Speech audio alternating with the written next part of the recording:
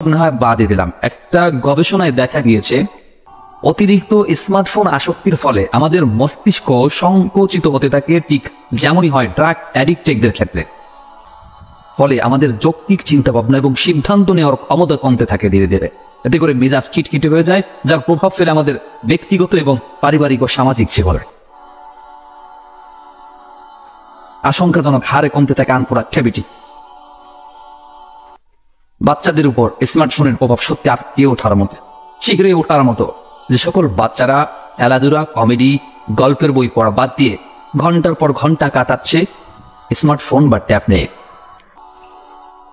এতে করে তাদের বয়স বেড়ে উঠছে ঠিকই, কিন্তু বড় হচ্ছে না, ছোট হয়ে আসছে তাদের জগৎ। সোশ্যাল ইন্টারেকশন কম হয়, বাচ্চারা কথা শিখতেও দেরি হচ্ছে, পরিপূর্ণভাবে হচ্ছে না সামাজিক ও মানসিক বিকাশ। এই সোশ্যাল মিডিয়ার খপ্পরে পড়ে আমাদের ইয়াং জেনারেশন এই সোশ্যাল মিডিয়ার খপ্পরে পড়ে সত্যিকারের সামাজিকরণ থেকে দূরে সরে যাচ্ছে। বন্ধু বান্ধবের আড্ডায় দেখা যায় দেহটা আড্ডায় ঠিকই আছে, কিন্তু মন আর চোখ পরিপূর্ণ ফোন আর ফোনের স্ক্রিনের দিকে, পরিপূর্ণ ফোন আর ফোনের স্ক্রিনের।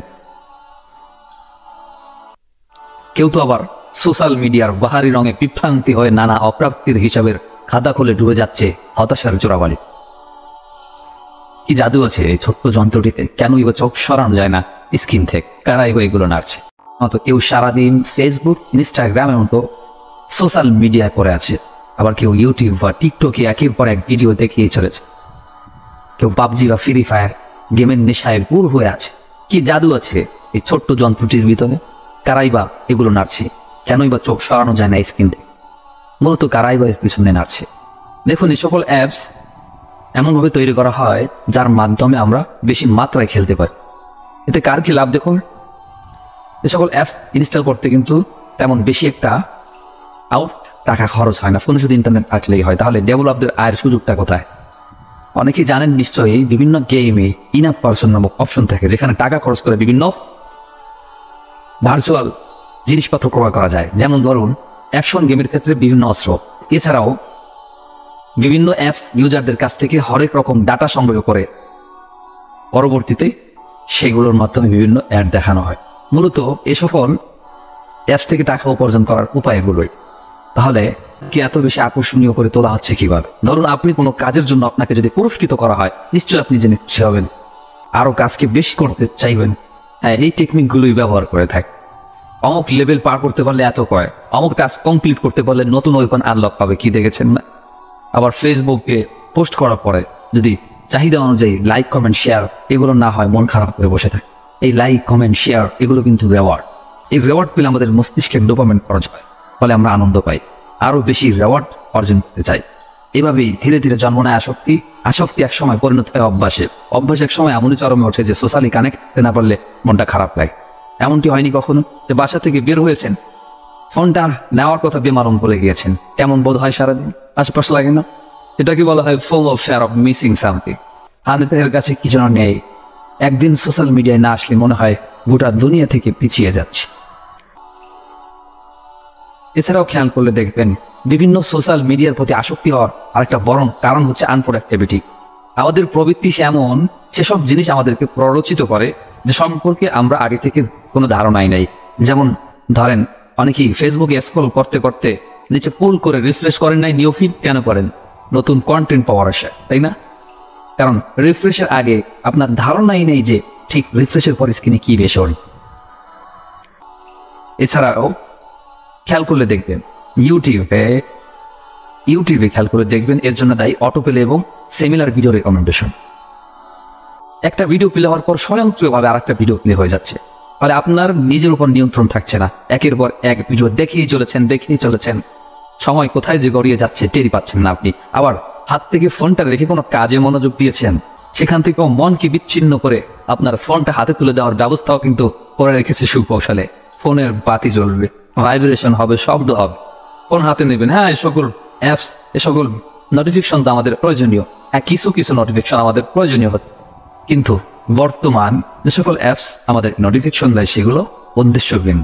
সর্বপ্রথম ব্ল্যাকবেরি ফোনে যখন পুশ নোটিফিকেশন আনা হয়, তখন তাদের উদ্দেশ্য ছিল ভিন্ন, বারবার যেন ইমেইল চেক করা থেকে রেহাই পাওয়া। বর্তমান যে সকল অ্যাপস আপনাদেরকে বিভিন্ন নোটিফিকেশন দিচ্ছে, তাদের উদ্দেশ্য কিন্তু ভিন্ন। তাদের উদ্দেশ্য তাদের নতুন ওয়েবসাইটগুলোতে ঢুকতে তাগিদা দেয়।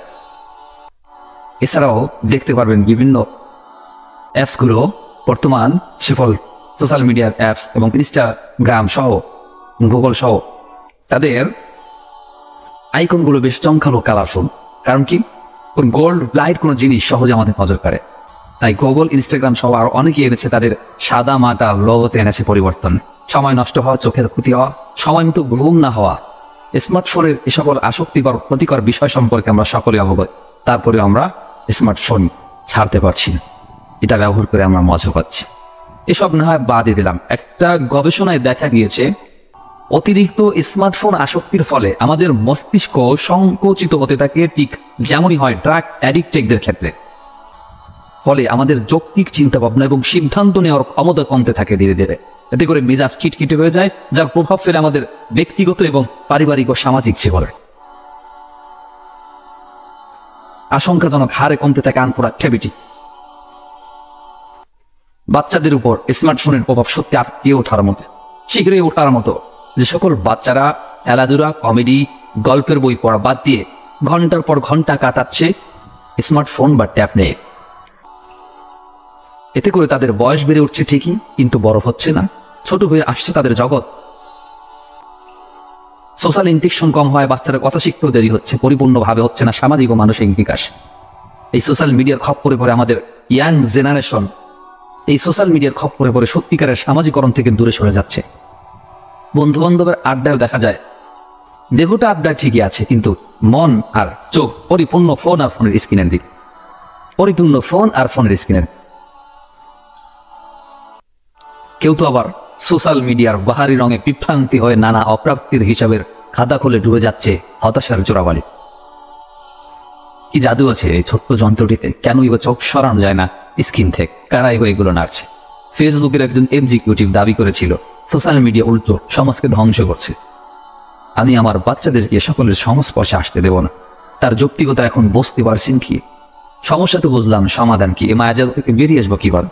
যদি এমনটা চান, নিজেদেরকে তাকওয়া দিয়ে আনাতে চান, তাহলে আমাদের করণীয় কি? এই স্মার্টফোন পরিত্যাগের জন্য সর্বপ্রথম স্মার্টফোনের ভিতর যতগুলো অ্যাপস রয়েছে তার ভিতরে কোন অ্যাপসগুলো আপনার প্রয়োজনীয় আর কোনগুলো অপ্রয়োজনীয়, সেই অপ্রয়োজনীয়গুলো চিহ্নিত করে সেগুলোকে আনইনস্টল করে দেওয়া। যদি আনইনস্টল করতে সম্ভব না হয়, সেগুলোকে নোটিফিকেশন বন্ধ করে রেখে হোম স্ক্রিন থেকে সরিয়ে ফেলুন। কিছু কিছু নোটিফিকেশন প্রয়োজনীয়, সেই সকল নোটিফিকেশনের জন্য বেস্ট নোটিফিকেশন অ্যাপ রয়েছে যেতে পারেন। এমন কিছু অ্যাপস রয়েছে যার মাধ্যমে আপনি যেই অ্যাপসের নোটিফিকেশন ঠিক যখন চাইবেন ঠিক তখনই আপনাকে দেওয়া হবে। এবং সোশ্যাল মিডিয়া বা গেম খেলার ক্ষেত্রে আপনি রিমাইন্ডার বা মনিটরিং অ্যাপ রয়েছে, সেখানে আপনি অ্যাপ্রোচে যেতে পারেন।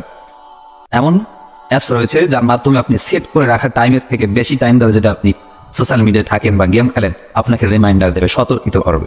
ফলে আপনি সতর্কিত হয়ে নিজেকে পরিবর্তনের সুযোগ করে দিতে পারবেন। প্রতিবার সোশ্যাল মিডিয়া থেকে বের হওয়ার পরে আপনার অ্যাকাউন্ট লগ আউট করে বের হন, যাতে করে পরবর্তীতে ঢুকতে আপনার লগ ইন করতে হয় আপনার, যাতে করে তুলনামূলক কম ঢুকবেন আপনি। সব কথার মধ্য কথা এই যে স্মার্টফোন পরিত্যাগ করার ইচ্ছা যদি নিজের ভিতরে থাকে তাহলে এটা সম্ভব। দেখেন ভাই, স্মার্টফোন এটা এসেছে আমাদের দৈনন্দিন আরো সুন্দর করতে, সহজ করতে। সেই স্মার্টফোনকে নিজের দুনিয়া বানিয়ে বাস্তব দুনিয়া থেকে বিচ্ছিন্ন হয়ে পড়ে থাকাটা খুব একটা সুবুদ্ধির পরিচায়ক নয়, তাই নয় কি? একবারও কি ভেবে দেখেছেন ফোন আমাদেরকে চালাচ্ছে নাকি আমরা ফোন চালাচ্ছি? কি উচিত ছিল আমাদের? কি করা উচিত ছিল আমাদের? ফোন কি আমরা চালাবো নাকি ফোন আমাদেরকে চালাবো? আল্লাহ আমাদের সকলকে এই ফিতনা থেকে হেফাজত করেন। আমিন। ওয়া আখির দাওয়ানা আলহামদুলিল্লাহ।